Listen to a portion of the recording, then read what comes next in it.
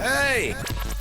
This is JJ and Alex. I made a name for myself. I told you I won't be denied. As you wrap up your day, it's time to get your fix of the teams you live for and the sports you love. This is JJ and Alex, presented by G2G Bars on 97.5, the KSL Sports Zone.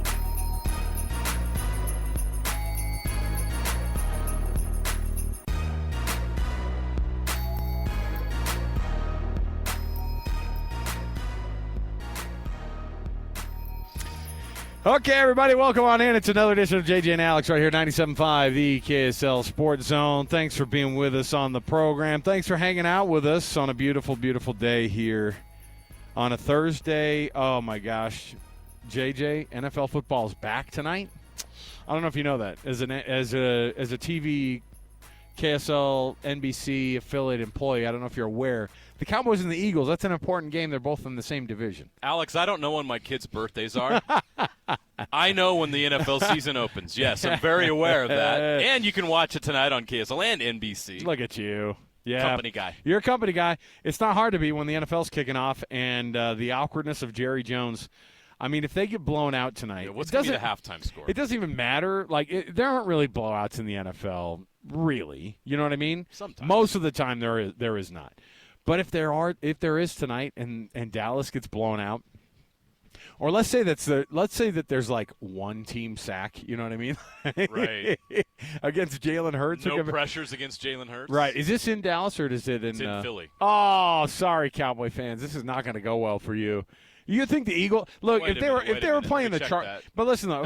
Philly. If they were playing the Chargers, there wouldn't be as much of a hate vibe necessarily. Cowboys Chargers would not have the same bite to it. No. What would the Cowboys are to the NFL as what are to the NBA? Is it Lakers? I mean, is this yeah, absolutely. Is it Yankees for the Showtime Lakers, Yankees in baseball? Yeah, okay. The Cowboys are America's team. The Cowboys are the most valuable franchise on the planet, right? Is there a franchise on the planet that's worth more according to Forbes? Did they just had the new list come out on Forbes and it was $14 billion? Is that right? And I think that's a crazy number. I mean, it went up like $3.5 billion from the last time it was valued. And frankly, I think if Jerry really were to sell the Cowboys, I think you'd see more along the lines. And I'm not being. It is the Dallas Cowboys, the richest sports franchise on the planet. I'm not being facetious either here. I really do think, even though it's valued at $13.5 billion or whatever it is, or almost $14 billion, I think that you would see more along the line. I bet you would see it closer to 20 than you would to 13. You know what I mean? I think it would be more like 17.5. I think you'd see a ton of people come together and try to buy that franchise. And man, if you're the most valuable, and a part of it is that the reason that it's wild is you don't have to win. You could just be the Cowboys. Right. You could just – and I've been there at Jerry World watching an NFL game between the Cowboys and the 49ers, and I remember thinking to myself, oh, there's no such thing as like a home game in the NFL, especially in Dallas. It's a destination for the other team to come to go to Jerry World and go, hey, this is our vacation this year. There were more 49ers fans in that, or at least half of the stadium was 49er fans. So the NFL is something different, and it starts up tonight. The 2025 season, football's king. I don't know what else to say, JJ, except for we're excited to Can't get wait this to thing get going. it dialed up and a full schedule on Sunday. Looking forward to it. We got a game tomorrow night, too. That's exactly right. Chargers. We are Sao here. Paulo. We are here on location, McNeil's Napa Auto Park. Now, here's the thing: we are in your neck of the woods, JJ. Yeah. This is 3331 West, 126 South. Easy enough to find it out here in Riverton, and let me give you some reasons why.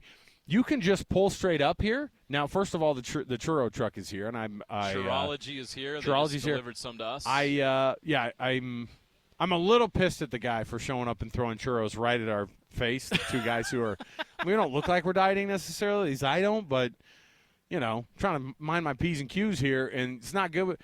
That's what we got. You guys got to start eating these churros just to get them out of our face, all right? That's all I'm saying. It's just somebody's got to do it. It's a tough job. Somebody's got to do it.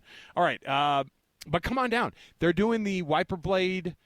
They're going to do free wiper blades. You pull up, they're going to measure that thing. On the vehicle you bring to Napa. Yeah, don't tow 6 or 7 cars in here. No. But you pull up and you go, hey, because they have all the wiper blades right out here. You pull up and you actually just do the measurement right here. We got somebody doing right here in front of us right now. Also, they'll do a battery check right in front of you as well. So you just pull up. They'll test your alternator, test your battery. They'll put some new wiper blades at no cost to you right here, because the grand opening of this new Napa Auto Parts is right here. It's right next to the McNeil's Auto Center right here too. So perfect place for you to come down. You'll see the dancing balloon man out in front. You'll see the zone truck, and you'll see our booth right here as well. So come down and say hi to us while we're here and get some free wiper blades. 3331 West, 126 South. JJ, let's kick off our show as we always do. Our program brought to you by G2G Bars. All natural ingredients and no preservatives make the G2G Bar the perfect protein bar. Give it a shot today. Costco, Holiday Oil, Maverick, Associated Foods, many other retailers in the refrigerated section. Let's get it going here, JJ, officially. Let's listen to some sound from BYU's practice late last night. You get some thoughts from the offensive coordinator, Aaron Roderick, and also one of the offensive linemen, Andrew Gentry. Let's kick it off right here with a cut. It's time for the biggest story of the day. This is what made the cut with JJ and Alex on 97.5, the KSL Sports Zone. Trajan Wealth brings you this portion of the program. TRAJANwealth.com for all your trusted local needs in retirement. Trajan Wealth. JJ, obviously BYU passed the offensive test. You score 69 points, hard not to. They also passed the defensive test last week with a big 0 up on the board. My kids' team, if they put up a shutout, they get donuts at practice. I wonder if that sounds like a good tradition for BYU to fire up. Hopefully they did that down in Provo. Well, you know what donut they would pass out. Oh, well, no, that doesn't work, though, because it didn't have the 0 on it. You can't pass out a cougar tail for the big donut 0. It but doesn't you can't eat any other donut on campus, You're not right? actually Isn't that allowed. a law? Contractually. Is that in the honor code? There you go. You can only eat cougar tails. You can't eat other donuts. I got my ecclesiastical endorsement. What was the thing that was holding you up? Well, I just wouldn't refused to eat a cougar tail. I wouldn't do it. I would only eat the regular whole donut. So no, yes, the cougar tail obviously would be one they'd pass around practice. However, Aaron Roderick has got a different test this week. Every week is going to be a lot different, not just because team to team, but going from. We were just chatting with a gentleman here. We're just chatting with Eric. What did he call Portland? He called it Portland High School, and I thought that was rude. Jokes. I like it. But at the same time, it's kind of accurate. That's what I was going to say. That's exactly what it feels like, because no BYU fan feels phenomenal about the 69-0 in terms of like what it tells you long term about the team. I feel phenomenal about the execution and the efficiency. After the first series and that fumble by Parker Kingston, they ran everything perfectly. The tornado reverse even was executed perfectly. Have you watched that video from up in the booth when they put it on social media, because they had the reaction of the cameras of the offensive staff, and they're like, and A-Rod, no reaction. Yeah, of course. A-Rod, 0 emotion. He knew it'd work. His speedster scores a touchdown, and he just kind of goes, all right. So I'm interested to see what they do week 2. Obviously, Stanford is a Stanford program that's a little bit more down than you're used to, although BYU played a down Stanford program back last time they played them when it was was that David Shaw's last game as the head coach at Stanford? That was an ugly game. I remember Jaron Hall. They got a win, but it didn't feel great because you're like, this is not a great Stanford team. Here's what A-Rod said about getting ready for not just this game, but also how they build off of what they did last week against Portland State. Huge. That was a really good experience for a lot of guys to get in the game.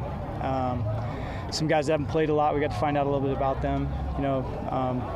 Obviously we overmatched that opponent a little bit, but it's still good to see guys get in the game and see if they can execute in the stadium when the lights are on and the stadium's full. How important is it to have quality depth throughout a season and for any particular game? Huge. Yeah, you're just going to get, that's a big thing in the Big 12. You're going to get your depth's going to get tested at some point. Aaron, how would you assess how Bear played after watching the film? And I know it wasn't big sample size, but how did he play? Yeah, small samples. We didn't have to throw very much, but I thought he played very well. The best part was I agreed with every decision he made in the game. He didn't make any bad decisions with the ball. There was one throw where he could have maybe thrown it in the next window, I think it was early in the game. It was early in the game. But I thought his decision-making was excellent. I thought he played well. What do you want to see him maybe improve on, or what is the standard you're looking for this week? just continue doing his job. Just do more of the same. Obviously he's going to have to throw more than 11 times to win this game. We're playing a quality opponent that we have a lot of respect for, and so if he can just take another step forward, but doesn't need to do anything special, just keep doing what he did last game, just a little bit bigger sample size this game. Will Tay Nakua and Reggie Fishneck be available against Stanford? Tay's still a little bit ginger with that hamstring, so we're probably going to wait one more game. And Reggie's really close. He might play. But I think Tay's going to be at least another the next game. How much freedom have you given Bear to check off plays? More than I've ever done with a freshman. We had a good number of check plays in the last game, and we have a bunch in this game too, and he's handled them very well in practice.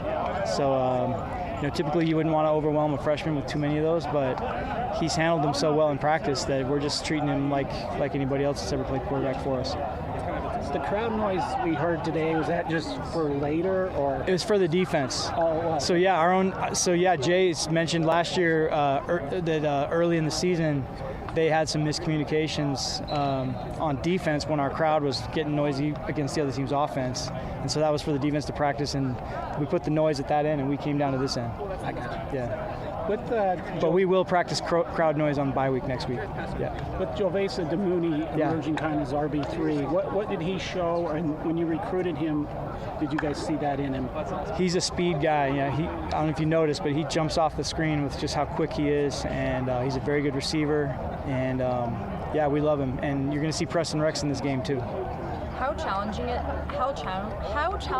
is it to project Stanford's defensive tendencies, especially with a new coaching staff and after they faced an air raid offense? Good point. And difficult. Yeah, they played an air raid team who's very different than us on offense, and so all we can do is kind of guess about what their defense coordinator did at Sac State, but they also have what they did last year at Stanford, and we don't know what we're going to see. So that's an advantage for them. So we have to just be squared away with what we're doing and make sure that we can make adjustments during the game. Can anything be read into the fact that McKay came out first of the backups to play? We played them equal time. I thought they both played really well, and McKay did a nice job, and we have a lot of confidence in him. Is he QB2 or not yet? We haven't decided on that yet. I think it would depend on we're going to just keep competing, and if the time comes, we'll decide on the situation, who we think gives us the best chance to win. But they both played well, though. I mean, I know Trayson got 1-2 pass attempts, and McKay had 3 or 4, and they both made good decisions and managed the team really well. You put Cole in there as kind of that fourth quarterback for some in-the-game stuff. Kalani said some of that was maybe trying to save a red shirt capability out of Emerson, I think, or there was maybe something in there. But what do you kind of see out of him? And Cole was a guy who I think he was literally off the roster over the summer, then he comes back. Like, what was that conversation? We just put Cole in the game because we really appreciate what a great teammate he's been in his time here, and felt like he deserved to get a chance to get out there. He's been a great member of our team. He contributes a lot of things behind the scenes that people don't see in our quarterback meetings, and just being a great teammate. He plays on scout team. He plays scout team receiver. He plays scout team quarterback. He helps us with our call sheet, our wristband every week. I mean, he does a lot of things like a coach, but he's also a player on the team, and he has a really unique role, and he deserved a chance to get out there. Is there any temptation into dialing up a Hagen touchdown? At that point in the game, you don't want to show up the opponent. I was almost trying not to score at the end, and our guys just kept pounding the ball in there. But I was proud of those guys that came off the bench. Well, that last touchdown did go to Charlie Meeks, who I don't think I've seen a sideline erupt as much as after he scored. Charlie is, like Cole, is a very well-liked member of this team, very much respected guy who there's not a harder worker, and just a great person. So everyone was super excited for him. I think what you really get out of that, JJ, is that you don't necessarily really know what you're going to get with Stanford at the end of it, right? I mean, like, at the end of everything, I don't know what you're going to see from Stanford. A-Rod has some film on tape. They had that one game against Hawaii. I don't think he looks at that. And frankly, when you go out to the islands in week 0, do you really find out what a team is made of in that moment? Or Or we're going to see a very different version of Stanford this coming week? No, I think you'll see an improved version. I mean, it's week 0. You're going to the Islands. That's a fair point. They got a week off. Yeah. So, what's the spread in this game? Oh, I don't. You know, I don't see those things, JJ. Right. Sure, you don't. Obviously, BYU's a big favorite in this game. I think it's almost a historic number. Really? For them against a Power 4 opponent. Against the Stanford team, certainly. Right. So, Stanford's on hard times. We know that. We know that they're in a pretty tough rebuild. It's 20.5 is the spread. Oh my God! Did you ever think you'd see a time when BYU was favored by 3 touchdowns? By 3 touchdowns against Stanford. Ooh. That's where Stanford's at right now, and that's a credit to BYU where they're at and the trust that a lot of people have in them to win this football game. But I think Stanford does have some athletes. I think BYU can't come into this game complacent. I think there should be a drive and a desire by BYU to prove that what they did last week against Portland State, they can also do against a Power 4 opponent. And I get it. It's one of the worst Power 4 opponents in the country. I don't care. They have P4 athletes on that team, especially in their ones. Go out there and execute and be as efficient as you were last week and build on it. The schedule is what it is. When BYU scheduled Stanford was one of the best teams in the Pac-12 way back in the day when they scheduled these games. Mm-hmm. So, they don't control that. They can just go out there and play who's on the schedule. And we know the schedule's not great non-conference. It's a little soft. Just go out there and show just how good you are by just walloping these teams. Just absolutely dominate these teams. That's all you can do. That's all you can do is play the teams on your schedule. It's honestly an advantage to BYU right now because you do have a true freshman quarterback that you're trying to develop. Sure. And trying to get his feet wet, get him comfortable, get him in a groove with this team and with his teammates in real game action, and have the learning and the experience take place in games where, you're not playing consequential games in September like you did back in the days of independence. So it's a good situation for BYU. It's obviously you're not testing yourself against the best. Stanford will, and we'll learn more about Stanford later in the show. But they obviously are not what they have been in the past. But BYU can just go out there and play the opponent they have and show us what they've got. Well, it is one of those moments, too, that I think that, look, BYU's not going to show up. I don't know. I think that this coaching staff, at least gone are the days that you got caught flat-footed, I think, at all. There's no version of that. I don't expect that. I just don't think – well, they're playing at home in front of the fans. Well, it's not even about losing the game. I think a flat-footed version of BYU is coming out and committing turnovers that they didn't commit, the last time around. Mm-hmm. Just looking kind of slow and you know how games that end up being wins don't feel good. You've seen those before. We've seen those before. And I think in BYU's case – I think that a victory for the Cougs this weekend isn't that you covered the spread or something along those lines. It would be nice to win by 3 touchdowns. I think it's more along the lines of doing all the things that you're trying to do with your freshman quarterback.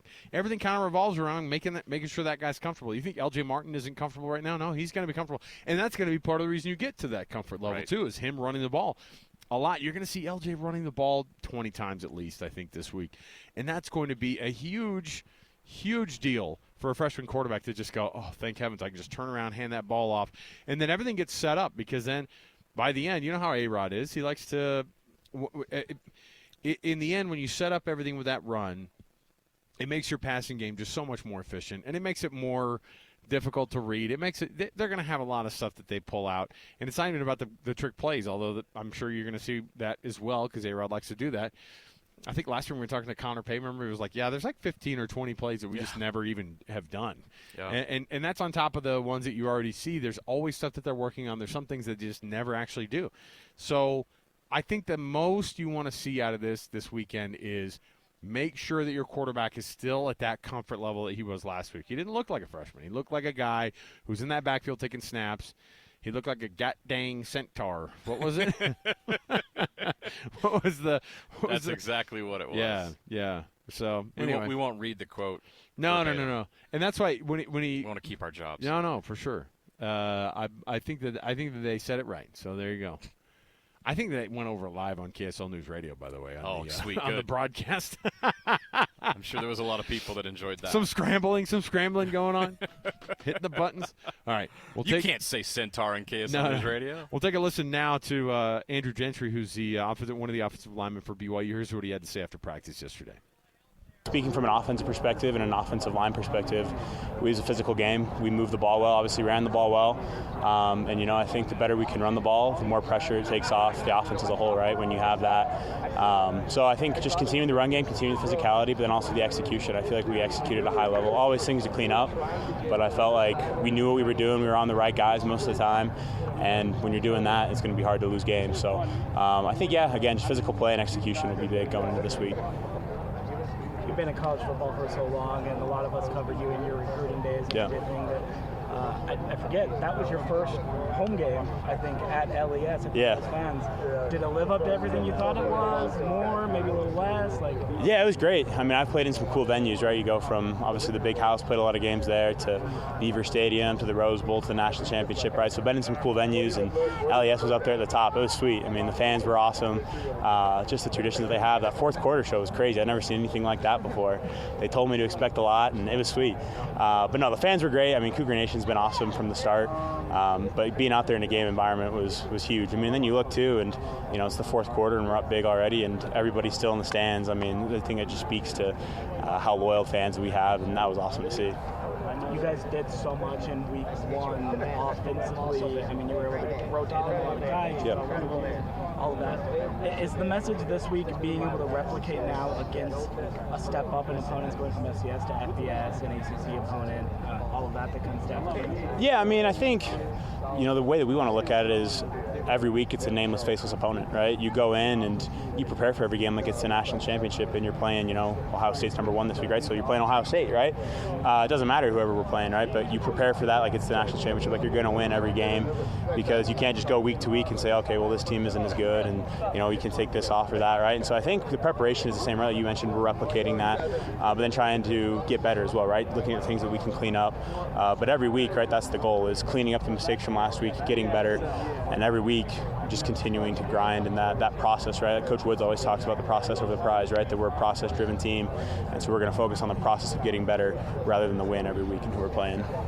Can I ask Coach Gentry a question really quick? Because you got a chance to see some of the kind of the reserve guys, the rotational guys, the offensive line. Anybody stand out from Saturday night that you were like, oh, I knew this kid was pretty good, but he's showing out really well? I mean, everybody, honestly. I mean, I think it just speaks to them, right? The fact that they could go in, not really expecting how much they were going to play, and go in that whole second half and move the ball as well as they did and score as many points as they did, right? There wasn't really a lull.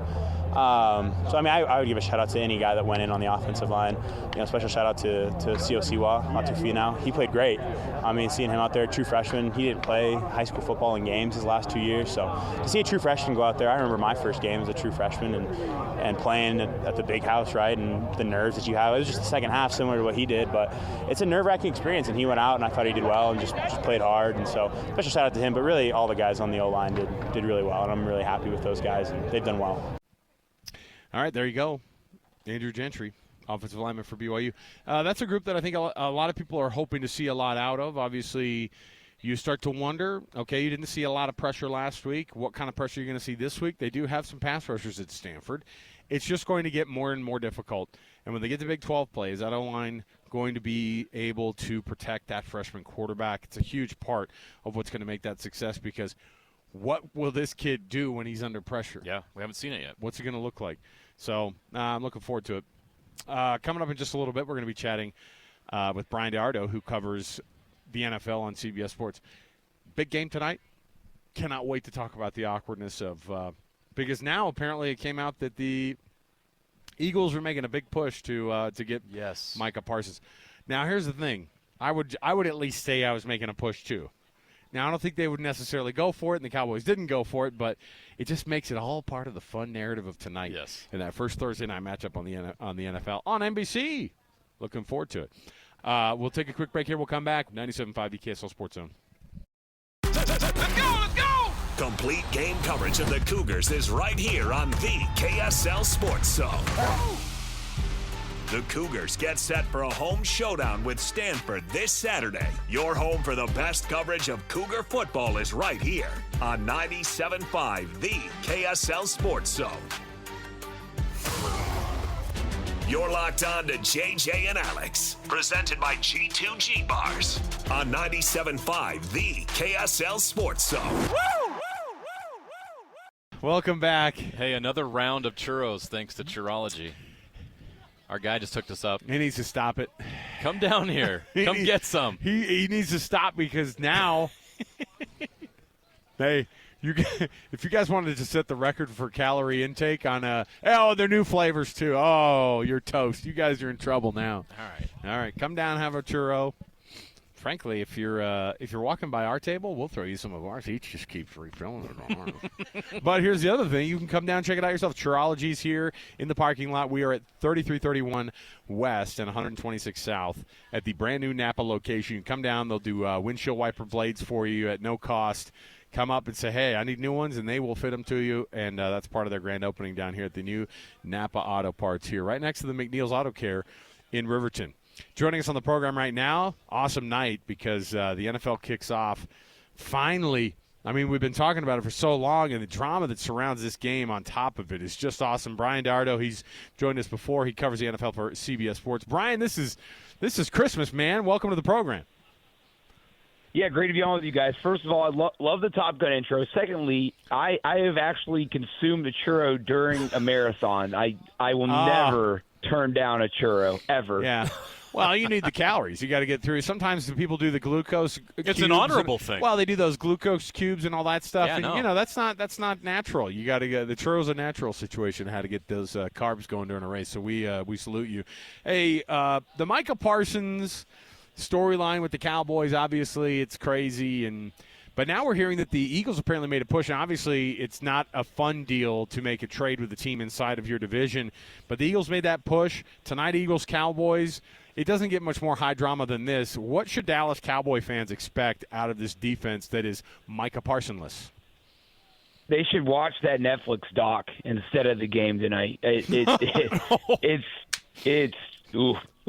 gonna be pretty. Like, I don't know what the betting odds are. I'll take whatever the Eagles have. It's like that when Harry met Sally, I'll take what she's having. I'll take what the Eagles get. I think, honestly, more than Micah being gone, guys, because, like, they've practiced without him forever. Like, and I know that they all said, we're scheming and planning to have Micah, which they were.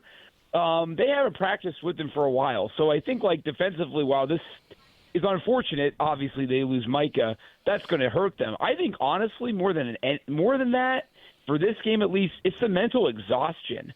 These players have been under the microscope more than normal. For the Dallas Cowboys, no NFL team's under the microscope more than them. But I just think all of these questions, constantly being badgered by it.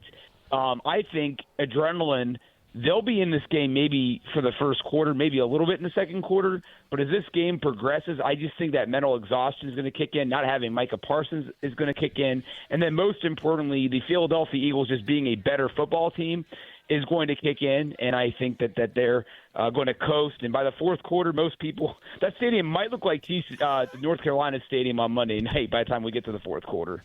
You make a great point that these distractions have to be affecting the players in the Cowboys locker room. And you look at that division. I mean, the Eagles, they could get back to the Super Bowl. You saw what the Commanders are doing. Even the Giants look like they've made some the great draft, and they've made some improvements. They're going to be more competitive this year. What do you expect from the Cowboys this season in what looks to be a tough division? There won't be good. And a lot of it's what you said. You look at the competition. I mean, if they played in, like, the AFC South, then, like, yeah, I'll give them a shot, right? But, like, the fact that – or even maybe even the NFC West, which the 49ers had their injuries and all that, and Seattle's transitioning, and the Rams with Stafford and injuries. But, like, they're in a very hard division, and – they just have these, and I'll give the Jones family credit because by and large they typically have pretty solid rosters, right? I've always joked that they just do mock drafts and they just take who's best available when they draft. But so far it's largely worked for them. But like they have Javonte Williams at running back, like that doesn't work. Like Jadon Blue, who I love, out of Texas, like, he had a fumbling issue. He's in line to be your backup. Defensively, they have holes. Obviously, without Micah Parsons, they don't have a great pass rusher. They have good players on the back end in the secondary, but their best player, Diggs, is still dealing with that injury. But now the other nugget here, too, they also have a guy in that locker room who was ousted from Pittsburgh in George Pickens, who so far has been nothing but great in Dallas. Well, we haven't played a game yet. Let's see what happens when he's not targeted by the second quarter. I mean, that could also be something to see. So, again, I think offensively, and they don't have Mike McCarthy anymore, who was like kind of the architect of that entire offense. So I like Schottenheimer. His dad should be in the Hall of Fame, great coach. Dak Prescott, I still think they have the ability to score some points and maybe be a 7-win team. But I think the absolute ceiling for this team is like 9 or 10 wins. But that's if you're really drinking the Cowboys Kool-Aid, you think that's going to happen. The Cowboys and the Eagles, obviously, that's a big matchup tonight. But the Eagles are going to be one of those teams that I think people are going to be seeing the entire season. Is there anything that could stop this Jalen Hurts-led offense and just what they're doing, what Nick Sirianni has brought to that city, bringing another championship there, and is there a way that they can keep that kind of dynastic feel to it, or is it just too hard to do in the NFL, even though the Chiefs have done it, recently? I think it's easier than we think because, I mean, look at how quickly – now, we did just go 20 years without a repeat champion, right? So I know that it's still – to repeat is hard, and to have dynasties is hard, but New England just had one. We thought it might be a long time till we see another one. Then Kansas City has one. So, no, I think it's very possible, and I think one of the biggest reasons why is Howie Roseman is the best general manager in the game. He found a way to replenish that roster after its first Super Bowl loss to the Chiefs, and he realized we need to keep our offensive core. We need to sign one or two key defensive players like he acquired and then signed Zach Bond, the linebacker. We have to draft well, like they got Cooper DeJean, and we do have to have some tough goodbyes. They just let Darius Slay go to Pittsburgh. So he's done a great job mastering that cap. And the main thing, though, obviously, is quarterback. I mean, this game now is predicated on playing quarterback, having an elite quarterback. They don't get touched anymore, which is a major advantage to the offense. So, and this is a little sidebar. That's what I'm sure Brady's the GOAT.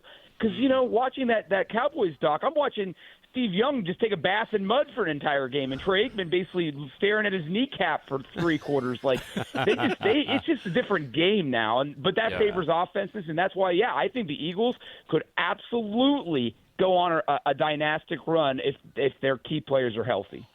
Love to get some thoughts on some division races and who's going to make the playoffs. I'm going to start in the AFC West because I think you look at the Chiefs and they've won 9 straight division titles, and there's a lot of talk and belief that maybe this is the year when they finally drop off. Do you agree with that, or you think the Chiefs still come away AFC West division champions for the 10th straight year? It's going to be a lot tougher for them. Now, I do think and I think the main thing is the receiving question marks, like Rashae Rice starting the season with a suspension. Xavier Worthy had some off-field stuff this offseason. So, and just skill position, they're not as strong as they've been in years past. So with the exception of the first Super Bowl, though, to be honest, with Tyreek Hill, they haven't really had their skill positions are a little bit underwhelming, to be honest. Like Juju Smith-Schuster led them in receiving when they won their second Super Bowl. So, really a lot of it is some of the depth they've had, like Justin Watson's of the world, stuff like that. Obviously, they have Travis Kelce, who's arguably the greatest tight end ever. And I think, guys, I still think they're still a top 3 AFC team, and I think the main reason why they still have their trio of Chris Jones on defense, Patrick Mahomes, Travis Kelce. But I think the other formula, guys, or the other thing that I don't think people are thinking about right now, I think this team is more motivated than it's been in years. And I think, they didn't three-peat. We know that. But they could be the third team to win 3 in 4 years. They'll be the second team to win 4 in a 7-year span.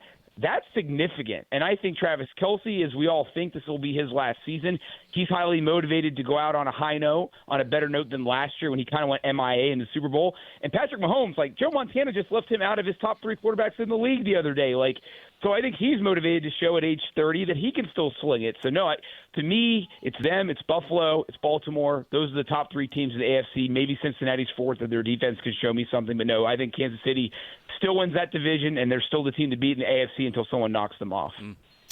The NFL staff picks that you guys had on your website, pretty interesting because in the AFC, or at least from an MVP standpoint in the league and from Offensive Player of the Year standpoint in the league, you guys have Joe Burrow MVP. At least that's the way that the votes went. And then for the Offensive Player of the Year, it stays on that same team as well, with Joe Burrow being able to obviously get the ball to Jamar Chase, and you guys have him being the number one pick for the Offensive Player of the Year. Does that mean the Chiefs are going to be your guys out of the AFC, or where did your votes fall? I need to get on Cody because I just found out that I changed my Super Bowl vote and he didn't honor it. I don't have no more Bills. I'm going to go Ravens and Eagles, but that's fine. And wow. So yeah, but to what you said, I think with Joe and Jamar, I just think Joe would have won it last year if the Bengals had a better record. I think like Josh Allen won, I think largely because of his success with a much inferior supporting cast, or at least perceived inferior supporting cast. I think the Bills have a very good, complimentary guys around Allen, but I digress. Yeah. But no, I think with Joe, I mean, that whole team is predicated on him. And I think, and I don't think yet the MVP, no, I think it is starting to get that way with the NBA, how they kind of try to pass the trophy around. Doesn't necessarily go to the best player anymore. Like LeBron hasn't won it in 11 years. I want to say at least once in that last 11 years, he's been the league's best player. So, Lamar could have and should have won it last year. He didn't. They gave it to Allen. So who's the best player in the league that plays quarterback that hasn't won it yet? Well, probably Joe Burrow, right? So it just makes sense. And then with Jamar winning Offensive Player of the Year, I think it'll either come down to him or Saquon Barkley. But I think it's going to be harder for Barkley to match the success he had last year, which is not a stretch to say because it was the 9th best rushing season of all time or 8th best season.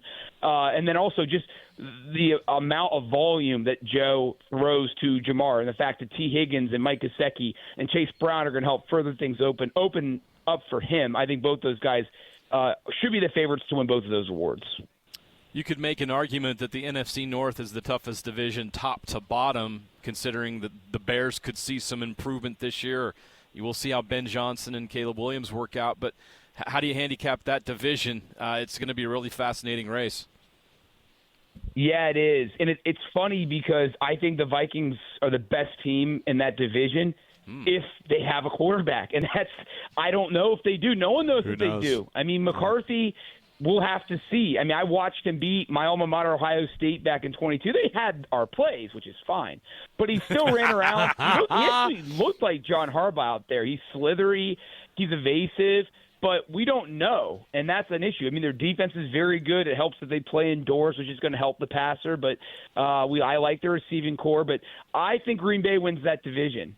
They're the team, in my eyes, with the least amount of questions. I think Dan Johnson wins Coach of the Year. I agree with you guys. I think that has the potential and should be the best division in the NFL. I think I had Green Bay being my surprise team in the NFC even before the Parsons acquisition. They're very well coached. They have an elite quarterback, a great running back. They replenish the receiving core. That defense is always in the top 10 in the league. So, yeah, I mean, are they good enough to beat Philadelphia? I don't think they're quite there yet, but if they get hot, who knows, right? And it always comes down to health as well. But I see Green Bay winning that division. I see three teams making the playoffs out of that division. Detroit is still going to make it. I just think all the turnovers or the transitions they had this offseason with losing both coordinators, I think that's really going to hurt them. Bryan DeArdo, you can see his articles, of course, up on CBS Sports, covers the NFL. And he snuck in, of course, that his alma mater is Ohio State, because why wouldn't you on a week like this? Bryan, we appreciate it as usual. Thanks for your insights, and we'll chat with you during the season, man. Anytime. Thanks, guys. There you go. Bryan. That's a good time to go. My alma mater, the Ohio State University. Oh, was that side?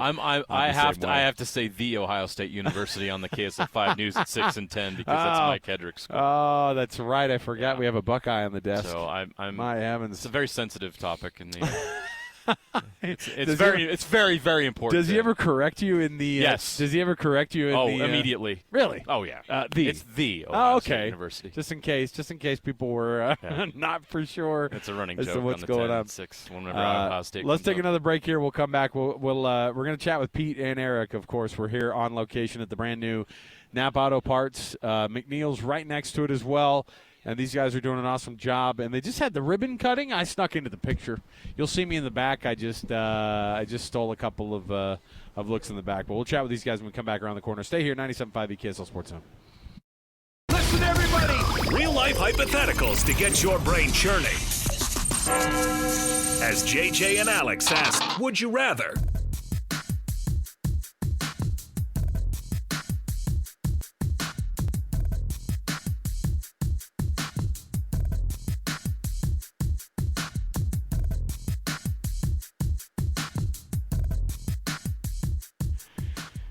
Welcome back. It is JJ and Alex, 97.5 the KSL Sports Zone. Just got some good news. Hockey's back. How do you know? The Bear, Coach Andre Tourney, going to be in studio with us tomorrow. Bear's back in town. How is Bear going to react to football Fridays? Time to get serious. I like what you guys do with the football. I bet they watch football in Quebec. Football players not as tough as hockey players. No. It's true, though. They have their teeth. Some of them. So that we're looking forward to that one. Going to be really, really fun. That's good to hear. That's good that Bear's back. He'll come down. We'll hang out and we'll get people back on to thinking about hockey again. Gotta start thinking about hockey again. Let's go. Quick, would you rather before we get to Eric and Pete here.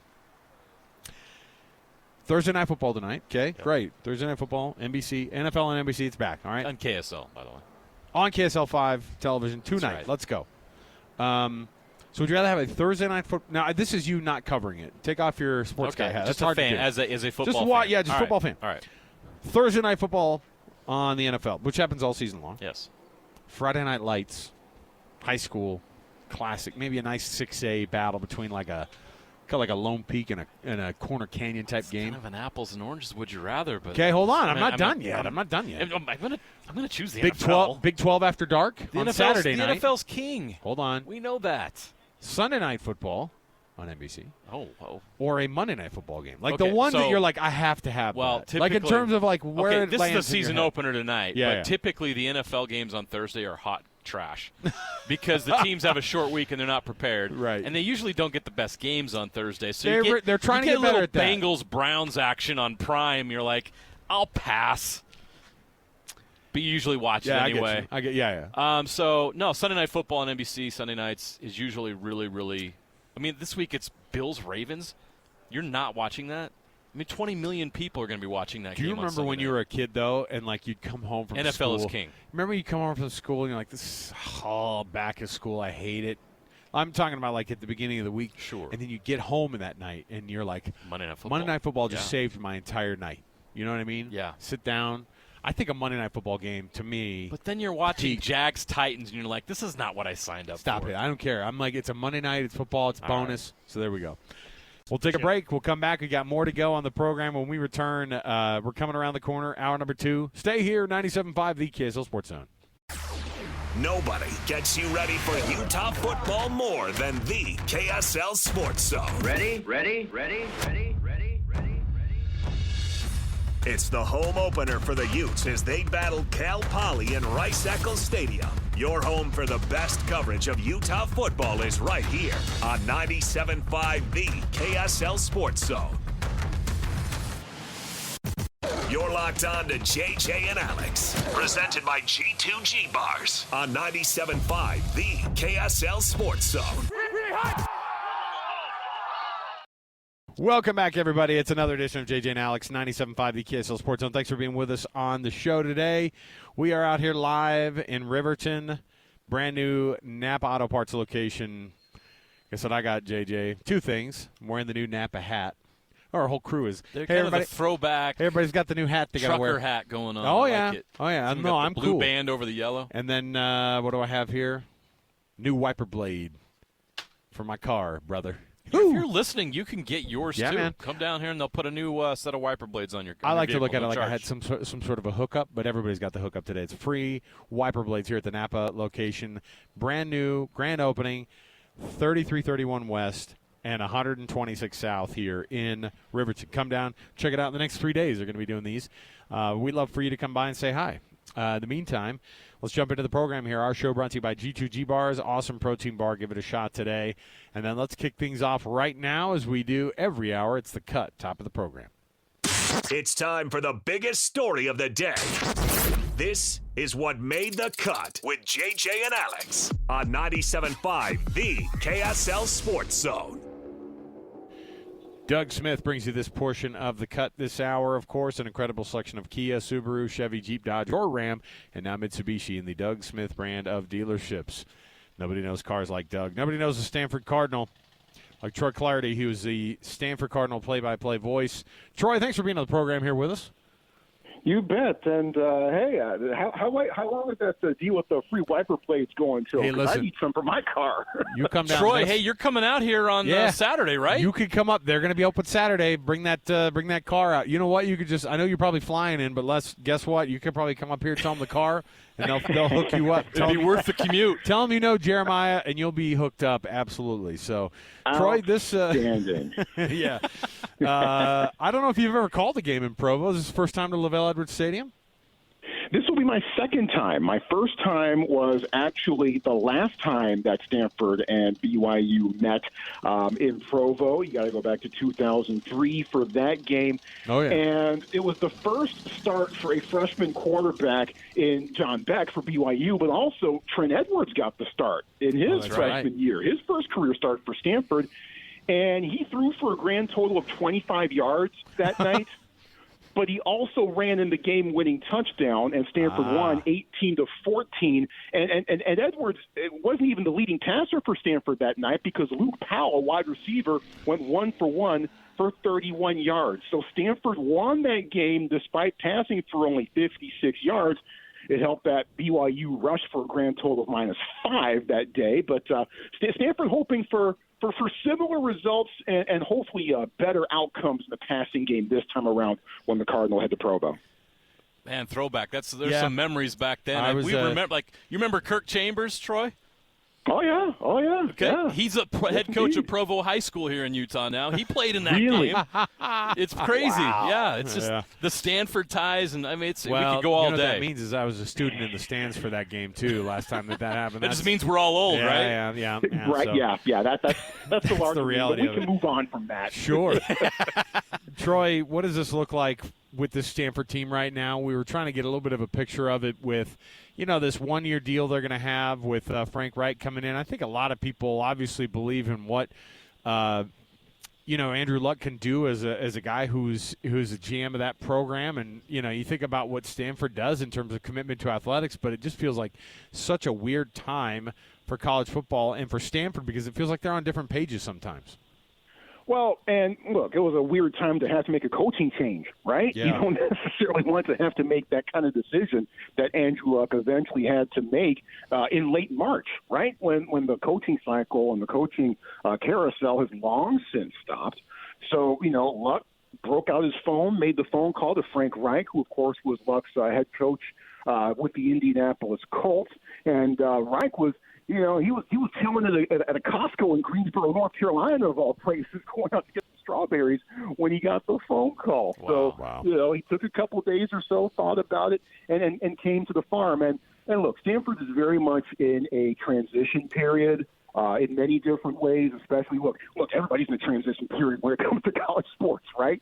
But certainly for Stanford with Andrew Luck taking the helm of the program, Frank Reich here on an interim basis just for this year. There will be a new permanent Bradford Freeman director of football for the 2026 season coming in at some point. Oh, by the way, there's a new president at Stanford who just latched on about a year or so ago and has shown a great commitment to athletics. And, oh, by the way, there's a new athletic director who's going to be occupying the corner office at the athletic department building. His first day is on Monday. So certainly it's a transitional period for Stanford football and for Stanford athletics in many different ways. But you know what? Opportunities out there for Stanford to go out there, try to win some ball games. They went back to the lab after that disappointing result at Hawaii a couple of weeks ago. But chances to get back in the lab, try to get better in so many different phases of the game, and try to start making some statements and try to head back towards the stages that this program had been playing on 10 years ago. Well, BYU fans are going to be watching this game on Saturday. Who are some of the athletes for Stanford that have a chance to have a big impact in this game that BYU fans need to be aware of? Let me start on the defensive side of the ball because there were fewer question marks on that side entering the season, and that has certainly remained the case as we head into week 2. Even though he was a pretty quiet guy against Hawaii, Tevaru Tafiti, probably Stanford's best edge rusher, number 11, can really get in the backfield and wreck shop, rack up TFLs, rack up sacks, and rack up hits, and make life miserable for the quarterback. Was a little bit dinged up during camp, was a little bit quiet, did have one quarterback hurry against Hawaii, but certainly he can be lethal coming off of the edge and basically unblockable at times. Really the strength overall of the Stanford defense is the defensive line. Guys like Anthony Franklin, who started 35 games in his career. Clay Patterson, who's in his 7th year. He's also started 30-plus games on the collegiate level. On Stanford's very first snap, defensively against Hawaii, Patterson just broke through, just absolutely turnstiled the Hawaii offensive line, sacked the freshman quarterback in the end zone, forced the ball loose, and it was picked up by Stanford for a quick 6 points. It was a beautiful thing to watch. I saw that, and I was like, oh, man, the tree fence is back. Here we go.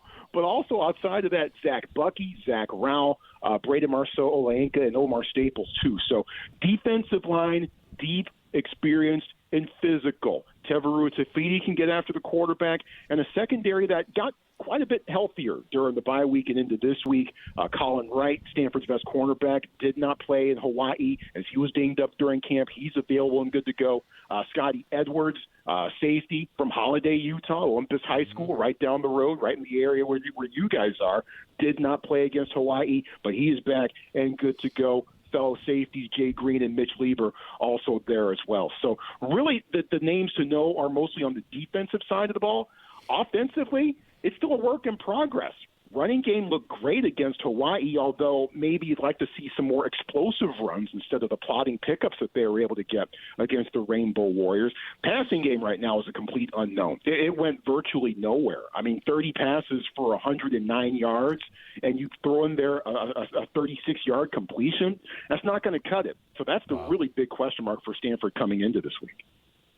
What are the concerns for Cardinal fans who are watching this BYU team? Obviously, they score 69 points, but it's against a really, really low-level FCS program. Yeah. But they are starting a true freshman quarterback. Bear Bachmeier got 5 total touchdowns in his first go. What's the thing that stands out to you on film about this Cougar team? Yeah, and look, I mean, 69-0. What value do you really truly get from a result like that? Really tough to tell. That being said, you'll certainly take that if you're rooting for BYU over the alternative, right? Portland State keeps it close, BYU weeks out a win, and then you're really starting to ask some questions about yourself. And look, the obvious subplot here is going to be Bear Bachmeier, who just over 4 months ago, was on Stanford's campus, was an early enrollee, was there for winter quarter when it began in January, participated in spring ball, and during the middle of spring ball, word got out that he was hitting the portal. He was allowed to complete spring practices. He transferred right after that, and he brought his brother Tiger, who had been just wrapped up his second year in the program at wide receiver. He brought his brother Tiger with him. So certainly there's going to be a lot of intrigue surrounding that part of it, and it's going to be intriguing to see how the Stanford defense maybe potentially throw some different things at their ball. I mean, look, I'm not exactly the defensive coordinator radio, but I mean, come on, let's get real here. I'm not exactly sure what Portland State was trying to throw at Bachmeier and how well they were able to execute that game plan, or even if it could. Now, Stanford, I'm sure it's going to have a game plan, and I'm sure they're going to try to confuse Bachmeier, who is making just his second start, on the collegiate level. It's a big step up from high school ball, and hopefully Stanford defensively can help make that so. So that's probably going to be the one big thing to watch in this game. But, hidden in that is who wins the line of scrimmage. BYU likes to be physical. Stanford would like to be physical, and they were for the most part against Hawaii, and they certainly have the personnel on the defensive side of the ball to win the trenches. So, whoever the more physical side in the trenches on the line of scrimmage and wins the line of scrimmage more often than not certainly gets a leg up in this one, I'd imagine. Yeah, Troy, there's no doubt that Stanford's going to throw something much different at Bear Bachmeier than Portland State was able to do, and it's going to be really fascinating to see how Bear handles that. I'm curious, Bear was there for a short time in Stanford. How big of a recruit was he for Stanford? Did anybody give you any indication what plans were for him? Did he have a chance to compete for the starting job this fall? What was the feeling at Stanford about Bear Bachmeier in the short time he was there? Yeah, he was a good get, commonly known as a good get, a 4-star for the previous regime. That being said, throughout the spring, there were no real indications to me anyway. And look, wasn't around the team, didn't see every single practice, but dropped in during a couple during the spring, talked to folks, saw some things with my own eyes, and really there was no real serious indication that he was really at that point in the mix for the starting job. Elijah Brown, coming back from last year, started a game, was the only quarterback who had taken snaps that was returning for Stanford this year. Miles Jackson, Charlie Meyer, Rick Meyer's son, by the way, wow. Both on the roster as well. But I think we all also knew that Stanford was going to probably take a look at making a couple of additions in the transfer portal, and it did with Ben Branson, who has been the starter, the sixth-year man out of Oregon State, and Dylan Risk, the youngster from UCF. So, there was no real indication at that point that Bachmeier was in the mix for the starting job. So it's incredible, and it makes it even more surprising when you take that into consideration and you look at how things are now, today. And look, obviously one huge domino had to fall in Provo, right, for Bear Bachmeier to even think about being a QB1 here. I'm pretty sure if Jake Retzlaff was still taking snaps for the Cougars, we're not exactly having this conversation. But by all accounts, he's taken hold of the opportunity and rolled with it. And here he is, QB1. Troy Clardy is the play-by-play voice of the Stanford Cardinal. They're coming into town, of course, for a late one in Provo, LaVelle Edwards Stadium, and BYU hoping to get a nice performance out of their freshman quarterback. Their running back, L.J. Martin, was also a Stanford commit at one point. He was part of that conversation. He was part of that group that left after David Shaw had left the farm, and he's a guy who BYU has absolutely fallen in love with. He presents quite a bit of a problem for any defense. The guy is massive. He's physical. He's fast.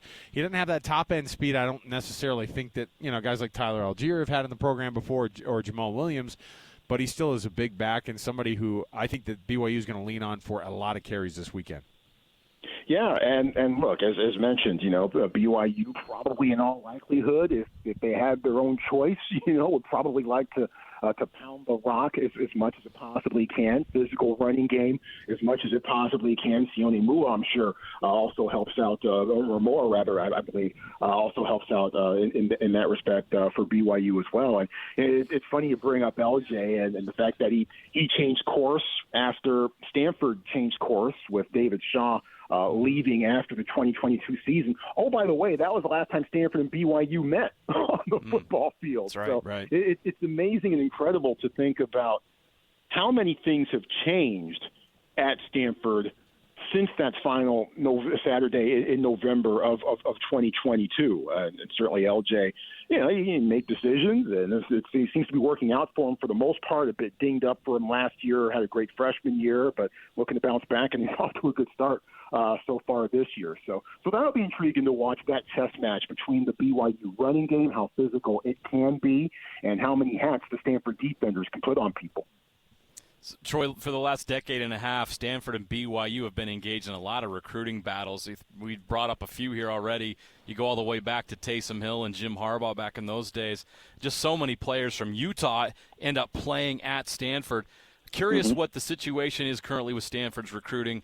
I know that they had to do things and still have to do things much different than other schools. What's their approach to recruiting right now, and how heavily are they hitting the portal? How heavily do they recruit Utah? Yeah, they're still going to look to largely build through the draft, so to speak. Yeah. Now, that being said, they use the transfer portal much more than they ever have for this season. 17 incoming transfers for this season. And to put that in perspective, between 2020 and 2024, that 5-season span, Stanford had 13 incoming transfers total. So that's changed around a bit. And the biggest thing that needed to change wasn't the admission standards because, look, let's face it, the admissions office has huge influence on the Stanford campus. That is what that is. They have the high standards, and that is not going to change, nor should those standards change, quite honestly. What needed to be switched around a little bit was the process, right? The admissions process. The admissions office needed to be a bit more flexible and a bit more nimble in being able to quickly admit or quickly not admit, certain guys that Stanford was trying to bring in instead of, forcing all the decisions to be made, among everybody else in late March or whenever they send out the fat envelopes now. Although I don't think they send out fat envelopes if you get into Stanford these days. I think it's all done by email. Shows you how old I am once again. But I think you get the point here. Stanford is not going to be a team that just rolls through the portal and flips over the entire roster, and the next thing you know, you look at the roster, and, hey, you've got 65, 70 brand-new dudes on the team. That's just not how it's going to work. So Stanford does have to, be a bit more mindful of its high school recruiting. That might make the team a bit younger, in the interim where you see more freshmen, more youngsters, more sophomores getting opportunities on the field. But at the same time, things are definitely changing and turning around as far as, the admissions office being more flexible, being more nimble, and being quicker with its process. So that's certainly borne out in the number of transfers already contributed and played for Stanford so far this year. I'm sure that's going to be the way. Obviously, again, not to the point where you look at what's happening in Boulder and other places around the country, but still, it's got to be a way. Got to be a way to the future, right? It's college football. Transfer portal is very much how you build a team these days. Troy Clardy, he's the play-by-play voice of the Stanford Cardinal. He'll be in Provo making that call on Saturday night for that 8:15 kickoff there in Provo. We're looking forward to it, Troy. I'm going to knock on your radio door before you guys get going in earnest, and I'll say hello. Yeah, please do drop by. Appreciate you. I'll be, if you want to drop off my wiper blades, I wouldn't be too mad at that. Thanks a bunch. Really appreciate the time. Looking forward to what happens on Saturday. Stay safe, stay healthy, stay sane, and go Stanford. There he goes. Go. Thanks, Troy. Enjoy Provo. Yeah, we're happy to have you. Throws in a go Stanford at the end. Best I could probably do. I don't know if I could show up with his wiper blades for him. I might hand him a cougar tail. Oh, that would be tremendous. Wouldn't it be funny if he texts us though and goes, "Anyway, it's a 2019 Ram 1500. Thanks." On the wiper blades. Send him home with aStanford loss, and then I'm going to take Troy's order. Yeah, send him out here with a W or with an L. Put these on the carry-on. Put these on the carry-on. Some new wiper blades. It'll be fine. Parting gift. Why does it's he like want when those? You go on game shows back in the 80s. It's like, you lose, but you get some wiper blades. You're going to get those Napa wiper blades, courtesy of the folks. Rice-A-Roni, the San Francisco treat. We watched way too many 80s game shows. We'll take a break. We got more to go around the corner. Stay with us. 97.5 the KSL Sports Zone. It's another battle for the Aggies, and the KSL Sports Zone has it covered. It's a trip to College Station for Utah State as they take on Texas A&M. Your home for all the play-by-play coverage of Aggie football is right here on 97.5 the KSL Sports Zone. You're locked on to JJ and Alex, presented by G2G Bars on 97.5 the KSL Sports Zone. Welcome back, everybody. JJ and Alex, 97.5 the KSL Sports Zone. Thanks for being with us on the program today. JJ, just checking my notes here. It's Thursday Night Football tonight. That means today is Thursday, right? Correct. That checks notes, yes. Thursday, which of course means that it's the time of the week for us to be able to roll out our Hercules Hero of the Week winner. You nominated Youth Sports Volunteer that you know for the Hercules Hero of the Week award. We read those winners off every Thursday, and we've got one to read off here for you. The winner of this week is Juan Grillo. The nomination was done by Hannah McGuire, Juan is my son's soccer coach and has just volunteered as a community soccer coach for years. It seems like he really does love doing this and is such a great example to the boys. He always throws them a fun party at the end of the season and makes each player feel special with an individualized award. He teaches them soccer, but he also teaches respect and sportsmanship. Our winner this week is Juan Grillo, who ends up getting himself a gift card from the folks at your Hercules First Federal Credit Union and $200 to Beehive Meals. We always love those awesome youth sports volunteers who go the extra mile, and Juan represents that as well. Thank you so much for your nomination, Hannah, as well. You can nominate a youth sports volunteer for the Hercules Hero of the Week program just by going to KSLSports.com/contest. You click on that contest page, you dial it up, you get it going, and the folks at Hercules First Federal Credit Union and Beehive Meals sponsor this program. It's just awesome, so we love being a part of it. JJ, the interesting thing from this week that also popped up, you and I had this conversation, and this is something that we had back and forth in our show prep tweet between you, me, and then our producer Alex Napolis, and it's a wild thing because we already know that this goes on, and I just don't see this changing necessarily just by saying, oh, yeah, some things are going to change in the college football playoff. They're going to add some teams. Maybe it goes to 16. Maybe it does, but that being the case, you have to figure out a way to make the voting normalized, and here's what the conversation had between Tom Fornelli and Chip Patterson on the Utah way of getting into the poll this week. I wish Utah was higher. I just think that no one watched it. They were left off of 28 ballots. Yeah, Utah was checking in at like number Utah, I think, was like 26 in the preseason balloting, and they only move up, or 27. They only move up to 25. That is not in line with the statement that was made. I just think that 11 p.m. Eastern time kickoff, no one saw how clinical that was. Tom, no one saw that. What was it? A 10-minute drive. Mm-hmm. They just put that thing in park, and they were like, okay, we've been beaten up on these guys enough. Let's get this thing to triple zeros. They could have scored 50 in that game if they really wanted to.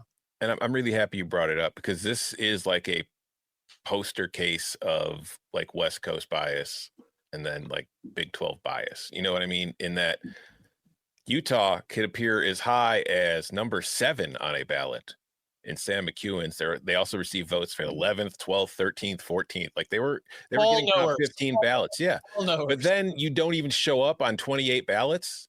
That tells me that you were not watched, because you were the late night game on Saturday. So everybody else was either writing their stories, if they are actually writing members of the college football media, which again, a lot of the people in this poll aren't. They're like radio hosts, or they're just whatever. But that tells me you actually aren't watching college football, and yet you are voting in one of the polls that we use to argue about it. It is weird. And Great point. You know, and I hate it too, because it's not going to change when – like the AP voters are, I mean, I don't know, unless they drastically tell them what their new charge is, which is you stay up till the very last game on every one of those nights. The reality is you're not going to get that. Utah left off of 28 ballots, JJ. That's a joke. That just means that you have a bunch of uninformed voters. It's not even about whether or not they're biased or not. They're uninformed. And so when you watch that and you go, oh, yeah, Utah, they had a pretty good game. So they have to do extra work. And I saw one of the comments, it was by, some Utah fan group that was just like, the polls shouldn't even matter till week 6 anyway. Even if that were the case, you're still going to have people who don't watch late games. I don't care what time of the year is the time that these matter, quote unquote, the most. You're going to have people on the East Coast who don't watch it, or they don't watch the highlights of it, or they don't care about what happens at the very end of that thing. It's not about watching it even get down to the, okay, did that game go final? Now I'll make my decision. It's about going, oh my gosh, Utah is absolutely steamrolling these guys, and the third quarter just got over. I've got to kind of reevaluate where I'm at here in my life if I'm not voting for Utah to be in the top 17 or 18 teams in the country, which is probably more likely along the lines of where they should be. Yeah, I mean, I don't know how the Associated Press polices that or makes.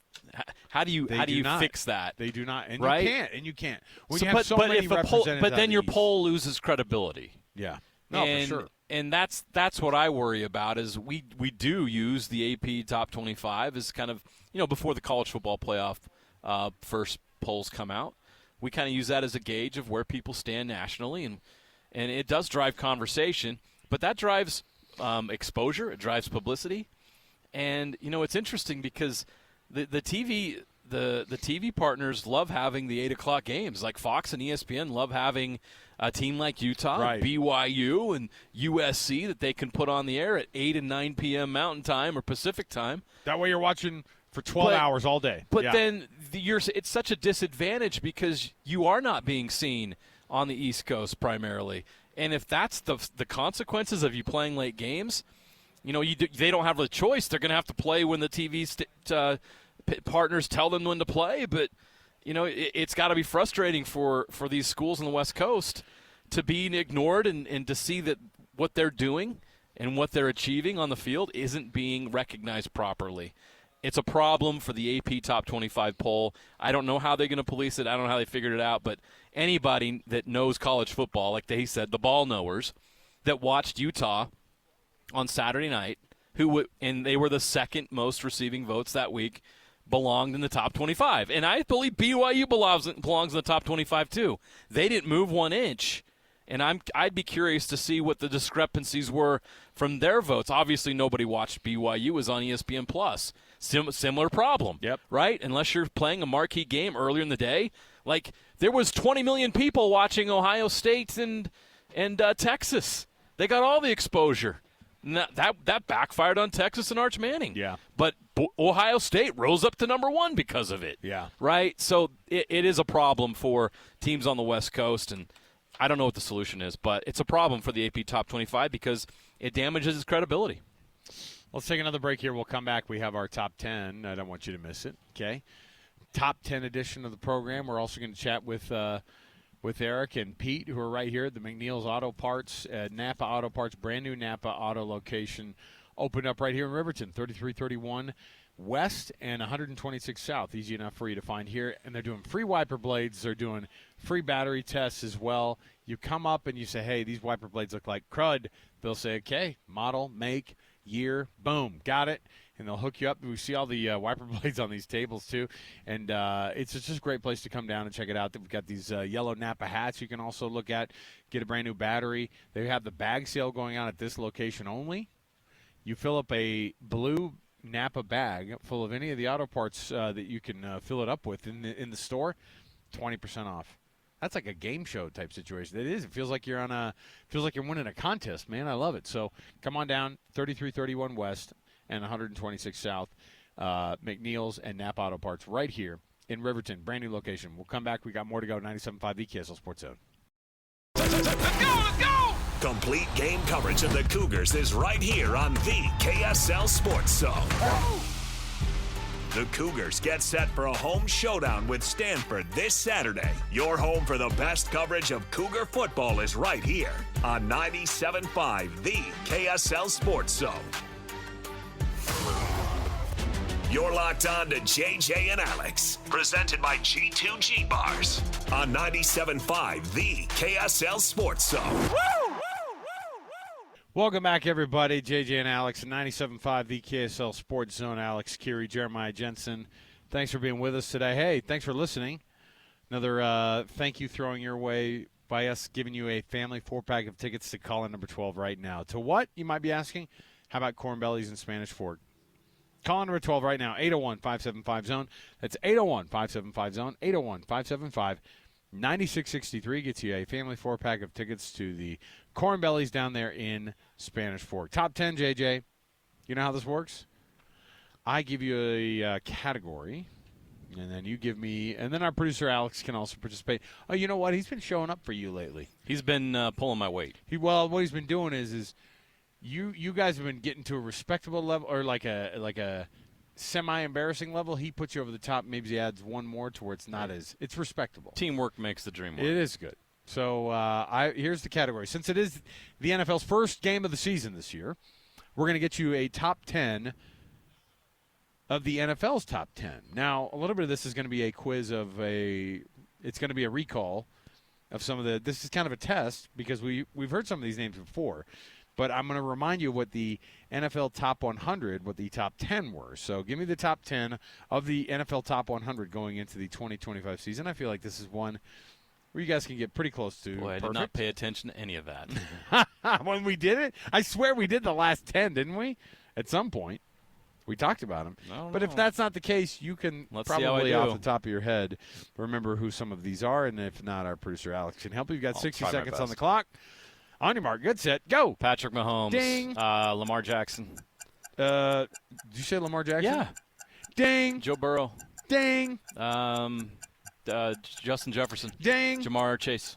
Ding. Okay. Running back, the number 1, Saquon Barkley. Ding. Okay. No CeeDee Lamb on there? No Micah Parsons? Okay, jeez. I wasn't doing it hard to be mean. I was just saying. Alex, anything? Anybody? Who am I missing? Alex, let's go around the league. Anybody? Let's go around the league. No Bo Nix. My Bo Nix isn't on there. Not top 10. No, Bo Nix. Come on. Oh, Denver Broncos. Pat Surtain is. Pat Surtain. Boom. Ding. Got him. What other teams around the league? Who's the best teams? Who am I missing here? Oh gosh, dang. Tua's not on there. Sorry for the laugh. Yeah, Baker Mayfield. No, okay. Top 10. Yeah. How many? I got a few. You and I'm getting no help from the office. Oh man. Alex, what was going on there? Were you taking phone calls for that contest? Is that where your head was at? He wasn't. Yeah. I did all right. You did. You got 8 out of 10. Okay. Who are the 2 I missed? Josh Allen. No, I said Josh Allen. Oh, you did? Yeah. Okay. Ding. Okay, thank you. I hit him right out of the gate. Derrick Henry. Derrick Henry's the one I missed. Yeah, that was the one. So I did pretty good. You did 9 out of 10. Okay. Could have probably gotten help from our producer. You would have been perfect. Derrick Henry's one of those, kind of a fringe. Who's 11 and 12? You don't have 11 and 12 on 11 and 12 I do have. Hold on. I just had it right in front of me. T.J. Watt. Okay. And Chris Jones. Okay. Those are your 11 and 12. So 2 edge rushers. pretty good that I just missed Derrick now, Henry. the edge rusher is I should have guessed Derrick Henry What's after crazy the is season the edge rusher is like the highest paid non-QB now. But we're still putting running backs 1, 7. Yeah, 1 and 7 on the list. No edge rushers. No. Myles Garrett. Sorry, Myles Garrett was it? You said Myles Garrett, right? No, Myles Garrett. What number? 8. Oh, I missed Myles Garrett. Yeah, missed Myles Garrett. So you actually did 8 out of 10. We plays for the Browns. It's easy to forget. So there you go. We'll take a quick break. We'll come back. We got more to go. Stay here. 97.5, the KSL Sports Zone. Nobody gets you ready for Utah football more than the KSL Sports Zone. Ready. It's the home opener for the Utes as they battle Cal Poly in Rice-Eccles Stadium. Your home for the best coverage of Utah football is right here on 97.5 the KSL Sports Zone. You're locked on to JJ and Alex, presented by G2G Bars on 97.5 the KSL Sports Zone. All right, everybody, welcome back. JJ and Alex, 97.5 the KSL Sports Zone. What is this, the Riverton Running Club here? JJ, I don't think I can. I'm not a member. It's not cross country. These are adults. The adult cross country, I guess. You know what this is? CrossFit. That's a CrossFit army. Yeah, right you know what this is? This is a bunch of adults trying to get into shape.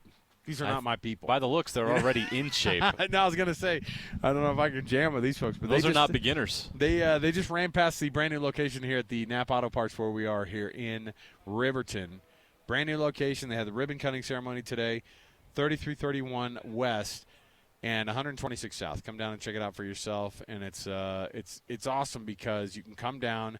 You can get a great deal on you can get the free windshield wiper blades. You can get the health check on the car. And McNeil's right here next door is going to take care of you. And the brand new Napa Auto Parts location is going to hook you up with those brand new windshield wiper blades. I've got some on the way out. I've got that rear wiper blade for my car, so I'm excited about it. JJ, we've got still a lot to get through today. Still a lot of things to be able to jam about. And one of the things that I was looking at was these updated looks at the college football playoff. Is it way too early? It's always way too early, but for me, not. You know what I mean? Like, I can't get enough We've of this been stuff. clear on this show. It's never way too early. No. And by now, look, we're going into week 2, JJ. This is serious freaking stuff, man. We have all the answers right now. I know. Well, at least every week when they put out these projections of what this is going to look like, and USA Today does a weekly projection. I think CBS Sports does as well. But it's always fun to see what the projection could be. Now, these are all over reactions and very early reactions. However, let me give you the college football playoff quarterfinals as they have in that college football first round.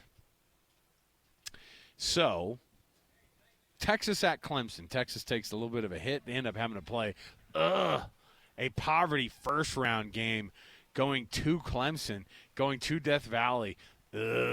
Nobody wants that. But if you're Texas fans, you're probably going, hey, anything at this point. Did we see that last year? Who did Texas play? Texas. They went to. Who was the 5 seed last year? Arizona State was the 4 seed. Texas played them. That's right. Texas beat Clemson, right? Was it Texas who beat Clemson? Was it at Clemson too? I can't remember. Now at this point, it's just it was not at Clemson.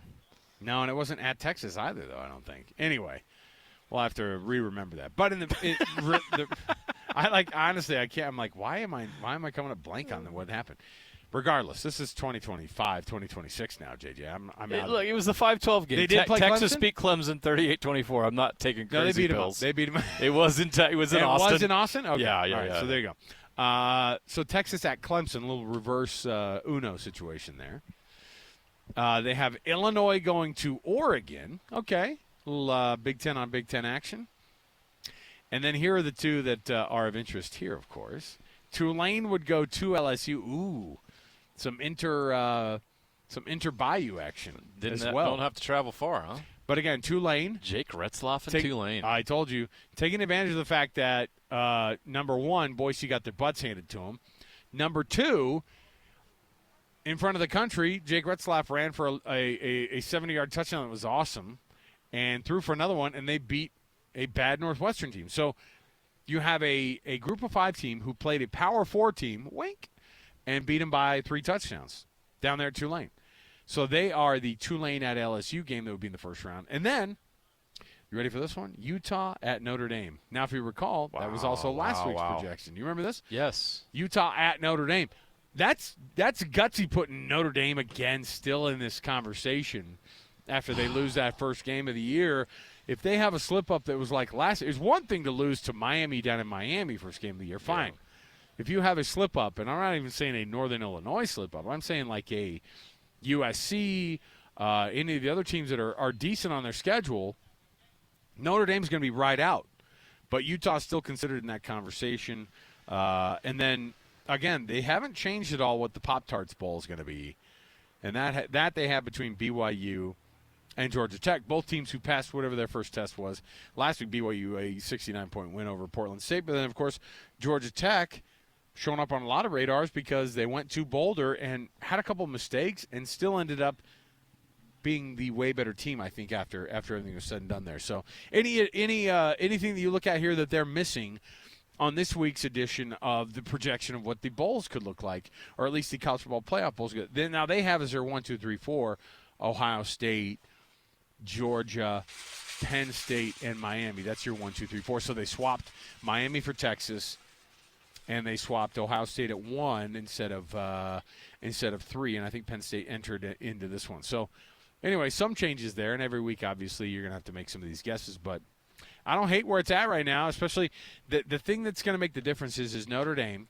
If they can hold serve, they're going to steal a bid from the ACC or the Big 12. Yeah. The ACC having 2 teams in right now, Miami had a good week, and so they're going to show up on people's radars. And Florida State's creeping up there, right? There's a lot of people's darling after beating Alabama. I think they must be incredible if they beat Alabama in their home stadium.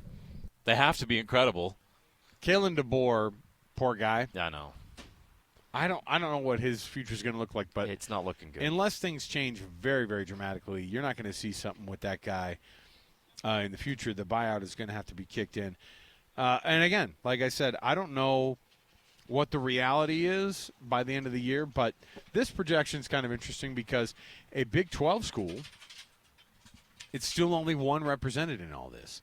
After everything, don't you think like a TCU nod maybe could have been? Why not an Arizona State nod? They're 12th in the country. It's just wild to me because I think it's very similar to the same voting that we see. Which everybody is, that puts these things together is already writing off a second Big 12 team. They're just and whatever, and they're in a rush to put more ACC teams in. I mean, I feel like at the end, and it's hard because the ACC teams that are the best, they have the easier schedules because that conference is not good. But it looks like that Miami and Clemson and Florida State will probably end up, and maybe even an SMU if they can come out unscathed, are going to get the benefit of the doubt more than any of these Big 12 teams. And I'm not sure I would agree with that. I think the Big 12 is going to have tougher schedules. They're going to have a tougher go. TCU already went on the road, and North Carolina's probably not very good, but they went on the road and they just absolutely throttled the team, a Power 4 team in the ACC, right? So I don't think that the Big 12's getting respect in some of these things, and it shows me that that could bleed over into the committee, and it might be a tough road for the Big 12 to get the recognition that they probably end up deserving by the end of the season, or at least when the first college football playoff poll is released. They're even gutsy enough to put together what the wins and losses are going to look like in the college football playoff themselves. They have the college football semifinals. Ohio State taking on LSU. So that'd be a little bit of LSU would have to get a couple of wins to be able to get there. Yeah. And then they have Georgia taking on Penn State, and then they have Georgia and Ohio State in the national championship game. I could see that. Georgia back in the national championship game. Would surprise me. We got a bag 20% off participant over here. Well, you better. You know what though? I would have jammed more stuff in that bag if I were you. You know what I mean? That's pretty good effort, but let's get a couple brake rotors in there. Let's get a rim on a car. If we're going to do the 20% off, let's get it all in there. So here are the Big 12 teams that are still on the list of kind of highly thought of. Iowa State taking on USC in the Alamo Bowl. It looks like, let me see here. Wow. The LA Bowl would be featuring UCLA and Boise State. Now, don't forget, you've got to have Pac-12 old members represented in right. How about the Holiday Bowl? Pitt and Arizona State. I don't think whoever made this poll is feeling very high about Arizona State on this thing. I don't know why. I don't know why people don't like what Sam Leavitt could do. Yeah, they had 12. They had 12 penalties, and they didn't have a super great showing against the Northern Illinois team. But they are the reigning champions of the Big 12, and I don't think I would be the ones who'd want to say they're not going to be there. I'm not writing them off. Texas Tech. They do not have, let me see here. Yeah, Texas Tech is not represented in any of these bowls right now. I think that's a weird decision to make. Why wouldn't Texas Tech be pretty dang high up on the list? Oh, no, they got the in the First Responder Bowl against UTSA. Again, okay. That's why you couldn't find it. That's why it was at the very okay. What's the deal here? I don't know. Am I just being like a Big 12 homer or something here? I don't really necessarily feel like that, but it feels like I am taking a little bit of the crazy pills when you just see one Big 12 team in the college football playoff. Yeah. I guess because the wins that were had over the weekend, but why wouldn't you respect what TCU did to UNC? Not that North Carolina's some crazy team. You don't want to. Now they do have them in the Liberty Bowl. TCU makes it to the Liberty Bowl against Mizzou. Where's the Liberty Bowl play? Is that in Louisville? That's in Memphis. Oh my gosh! So they're gonna put TCU against Missouri in the Liberty Bowl versus having TCU possibly knocking on the door to the college football playoff. Why not? Why not? I don't know. I just don't. If you look at these projections and you look at where teams are supposed to quote unquote be, you're going to see a lot of movement on here. There's going to be out of these bowls that are on here now. Again, these are 38 total bowls. And so you're going to have a lot of teams, and that's not counting the college football playoff bowls. 38 bowls. So you're telling me that San Jose State is going to get into that New Mexico Bowl, right? You're going to tell me that BYU and Georgia Tech are going to meet in the Pop-Tarts Bowl. Neither of those teams make movement at all. Why not? Why wouldn't Georgia Tech, who had a Power 4 win, be looked at like, why couldn't they be a team in the ACC? The ACC is weak-ish, And I think that just because Miami got the win over Notre Dame, we don't know what we're looking at here. That could change dramatically over the next few at weeks. the very least, like you mentioned, Georgia Tech went and got a win in Boulder against Colorado. We don't know what Colorado is yet, but for Georgia Tech to travel to Boulder and pull that off is pretty impressive. Why can't Georgia Tech, if they don't win the ACC, do some damage, kind of like what Kansas did in the Big 12 last year? Right. Georgia Tech could break a lot of hearts. A They lot of hearts. They almost did last year against Yeah. Georgia. What did they get, that 7 overtime game against Georgia? You're right. That Phenomenal. almost submarined Georgia's chances at a college football playoff. Now, is Georgia going to be quote unquote back? I don't know. They have a lot of talent. You trust it because they've got the talent and they got the defense. The quarterback is meh, but that's kind of how they've been. I just don't see Clemson. I mean, Clemson could win out. You've talked about it. Yeah. Clemson could absolutely The win schedule's out. not hard. It's pretty weak. But Miami has got a better quarterback than I think that we give him credit for. Carson Beck looked very, very good. We had to apologize to him this week. Yeah. I hope we get to rescind that at some point. But, I don't like being wrong on that because I just don't think Carson Beck has totally turned everything around. Now, if you pay a kid $4 million and he and his girlfriend both buy matching Lamborghinis to go down there to Miami, then, maybe we see a change. Maybe we see some things maybe we've seen a guy who's turned a corner on here. But in the college football playoff, what I'm saying is these projections after week 1 have basically become the same version of what we've seen before, which is what? 1 Ohio State, 2 Georgia, 3 Penn State, 4 Miami. That's the only kind of real add. And then they've still shoehorned in Texas, Clemson, Notre Dame, Oregon. The only teams that are semi-outliers are Illinois, Utah, and then Tulane, because they have to put Tulane into that conversation because there's got to be a group of 5 champion who gets in. Yeah. So I think the problem with these is we still have an old school way of approaching how we do this bowl system and how we do the college football playoff. It's the same old characters, isn't it? If you think when you get to 16 teams it's suddenly going to be equitable, I just don't think that's the case either. It's not going to be designed to be equitable. It's going to be designed to line the pockets of the Big Ten and the SEC. But wait, they're going to stay up late and watch those late games, though, right? Sure, they won't. I love the extra work. You have to Big noon, baby. You have to do 13% more work to get into the to the rankings earlier these times of year. And even if you play a big opponent, I mean TCU is barely getting looked at even after that. So I just don't get it. Why wouldn't TCU be a number 21 team in the country? If we're going to overreact, if USC would have beaten UCLA 43-10, they would have been number 13 for in sure. last week's poll. For sure. And people have been like, well, we definitely stayed up and watched that game.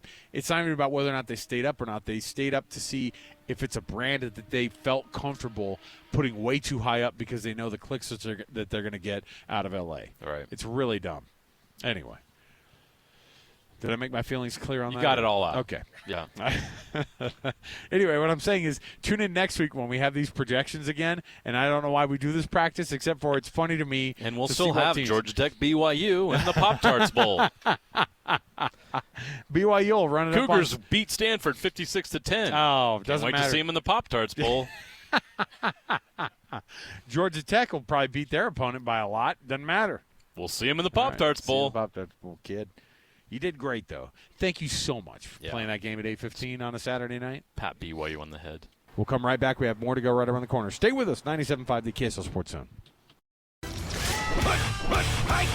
All the latest news and notes from the league and the locals in the NFL. JJ and Alex bring you the NFL Blitz on 97.5, the KSL Sports Zone. Oh, man. Our NFL music sounds a little different tonight, JJ. Why? Because the NFL is on NBC tonight. Our very first NFL on NBC game of the night, our Thursday night game, and our Thursday night matchup is the Cowboys and the Eagles. We are right back at it. By the way, I want to remind you, before we get into the NFL Blitz, before we get into our NFL on NBC tease of tonight's game between the Cowboys and the Eagles, Hans and Scotty are going to be at RGS Exteriors tomorrow from noon to 3, 4235 Farm Road in West Jordan. Go check them out. Cowboys and Eagles tonight, JJ. This one's big for us. I mean, obviously, We love it because it's on our station on the TV side of things. Love it. Great. Awesome. But football's back, man. And 2 teams in the NFC East, the most important teams, according to the people in their cities, and certainly according to a lot of football lovers. But this is a tough division. When you add in the Cowboys, the Eagles, the Commanders, the Giants have now suddenly become a little bit interesting, I guess. But, I mean, the Eagles are the defending Super Bowl champs, and I have no reason to think that they couldn't be a team that could be right back there again and be NFC champions. They can get back there. They've got Saquon Barkley, who, as we learned in our top 10 today, is the number 1 player in the NFL, according to his peers. They're loaded with talent. Jalen Hurts is sensational. And then on the other side, you've got the Cowboys, love them or hate them. It's like a train wreck. You can't look away. You've got to watch it because you never know what's coming next. And it could be a train wreck this season for the Cowboys. But Eagles, Cowboys get your attention. They couldn't have picked a better way to kick off the season with all the Cowboy drama and the Super Bowl champs. Look forward to having that on KSL tonight, starting at 6:20. When they bury Jerry under the star, when things finally are over. Well, by the way, do you think he ever retires before he actually dies? No way. You don't think he'll ever step away from GMing? He's the new Al Davis. That's his comp. I think you know what? That's a great We have pull. owner comps. He is Al Davis. That's a great pull. A guy who can't turn it off. A guy who is at the end actually doing worse at his job. The things he did in the 90s, he thinks still work in 2025. Lives in the past. That's exactly right. Has a son that's willing to take over with a bad haircut. It's crazy, the parallels. Right. It's all right. The only there. difference is Jerry didn't play in the league. That's exactly right. So yeah. Well, you know what? I hate that comp, and it's exactly right. I mean, I hate that comp for Cowboys fans. Yeah. It's hilarious Sorry, for the rest Cowboys of us fans. to watch. Sorry about that. Hold on. Are there any other owners that are in that same position?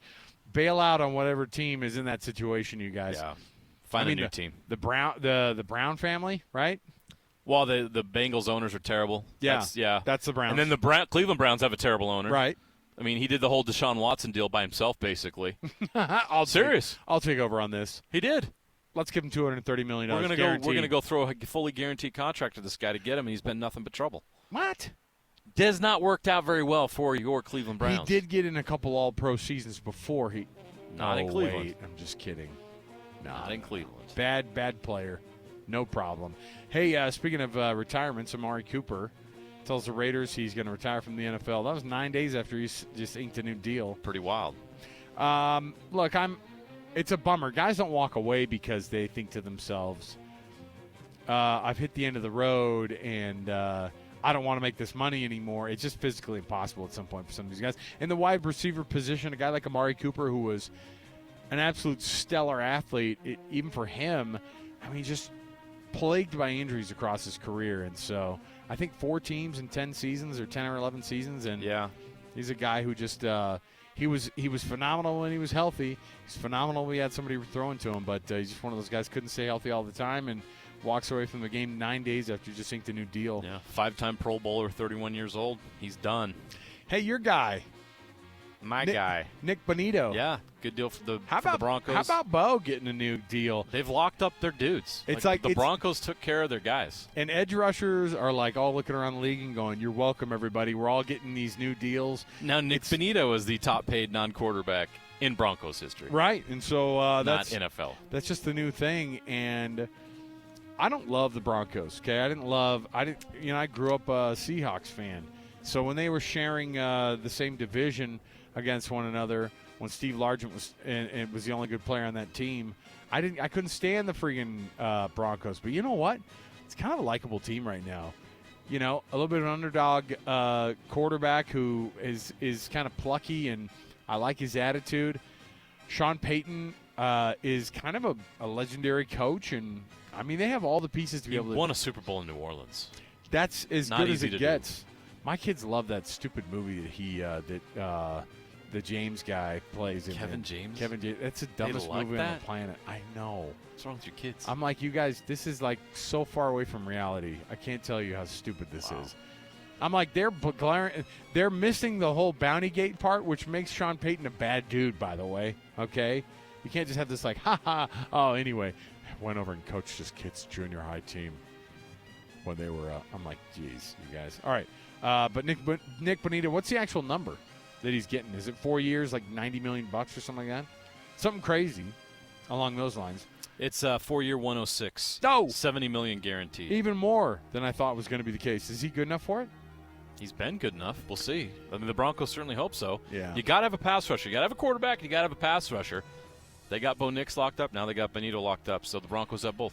If you look at this, and you look at us kind of going through, and I think tomorrow we can do a lot of our actual picks for the playoffs. I think that'll be better when we have two NFL guys actually chatting with us on the show. I've got predictions ready. I've got some stuff in front of me as well, and I just thought, you know what? Let's bring in our non-biased former NFL players. We're going to bring in Steelers versus Patriots in the AFC Championship game. Is that what they're going to try to sell us? You could totally see.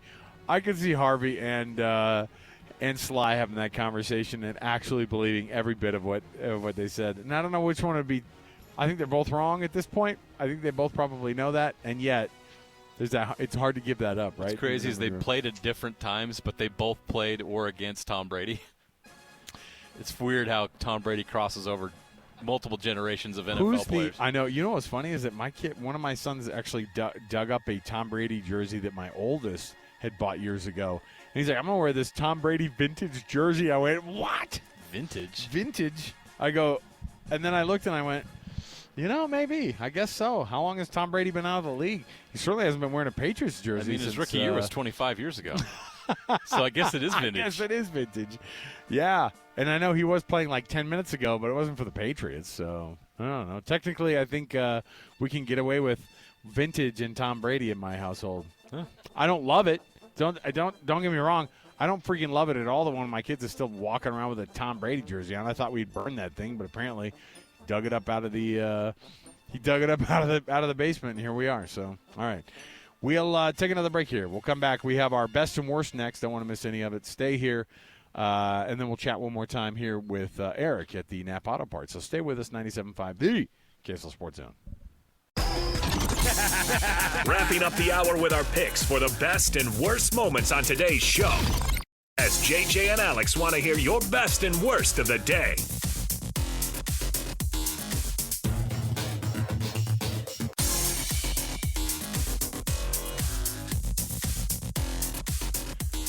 Welcome back, everybody. JJ and Alex, 97.5 the KSL Sports Zone. You know what that music means. Coming back here, it's our best and worst. End of the 5 o'clock hour. Thanks for hanging out with us, Jeremiah Jensen, Alex Kirry. And we're going to chat with Eric here one more time at the brand new Napa Auto Part location here in Riverton. Let me see here. Wiper blades galore, yellow hats galore. The Napa way of doing things, which is the Napa know-how that you already know and love. So we'll chat with him in just a moment here. Eric, you revealed that your family supports BYU. Is that still the case now? Or it is. Go Cougs. All right. When you watch the team, I'm just going to get the non-professional sports opinion of this. What's the reality, though? When you see a 69-0 game, do you think to yourself, man, this team is unbeatable? Or do you think to yourself, I guess they're scheduling teams that they can beat 70-0 now?